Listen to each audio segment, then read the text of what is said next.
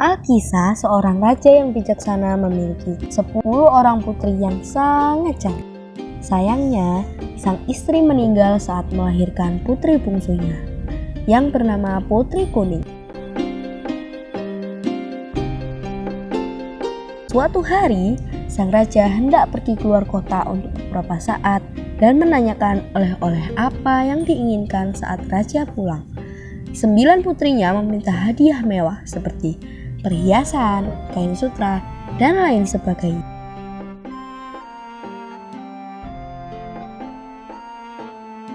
Namun, Putri Kuning hanya meminta sang ayah agar pulang dalam keadaan sehat. Saat sang ayah pergi, ke-9 putrinya hanya bersenang-senang dan meminta pelayan melayaninya secara seenaknya. Akibat perbuatan ke-9 kakaknya, taman kesayangan sang raja menjadi kotor. Putri Kuning yang berinisiatif membersihkan taman pun diledek oleh kakak-kakaknya dan menyebutnya sebagai pelayan baru.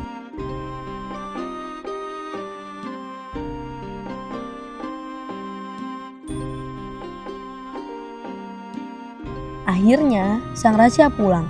Dia memberikan hadiah berupa kalung berwarna hijau yang sangat cantik. Putri hijau yang merasa iri akhirnya menghasut saudari-saudarinya untuk mencuri kalung itu. Namun saat merebut kalung itu, mereka tidak sengaja memukul kepala Putri Kuning hingga meninggal dunia.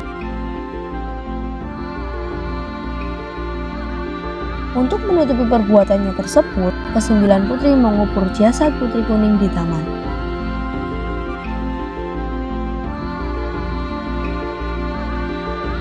Raja yang terus mencari Putri Kuning akhirnya menemukan keanehan di taman. Keanehan yang dilihat sang raja yang melihat tanah yang baru saja dibongkar dan menanyakan kepada putrinya yang lain. Tapi semua putrinya mengaku tidak ada yang tahu. Keesokan hari, sang raja memanggil pegawai kerajaan untuk mengecek apa yang ada di dalam tanah di taman. Saat mengecek kembali ke taman, di taman itu tumbuh sebuah bunga mawar kuning dan memunculkan aroma harum dan memiliki motif seperti kebaya Putri Kuning. Hal itu membuat raja semakin rindu kepada Putri Kuning. Setelah itu, pegawai menggali tanah di samping bunga kuning tersebut dan mendapat sebuah kebaya di dalam tanah serta melihat sosok jasad, yaitu jasad Putri Kuning. Raja merasa kaget dan sedih saat melihat jasad Putri Kuning.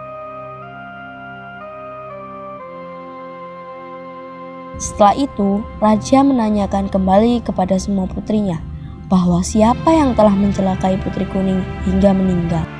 Ucap sang raja dengan marah.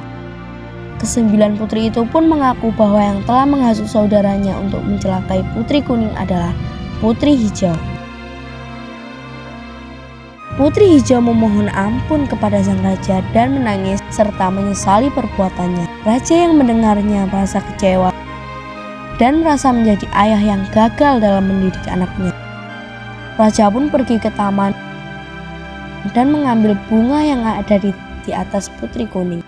Akhirnya, raja merawat bunga itu dan menamainya dengan nama bunga Kemuning.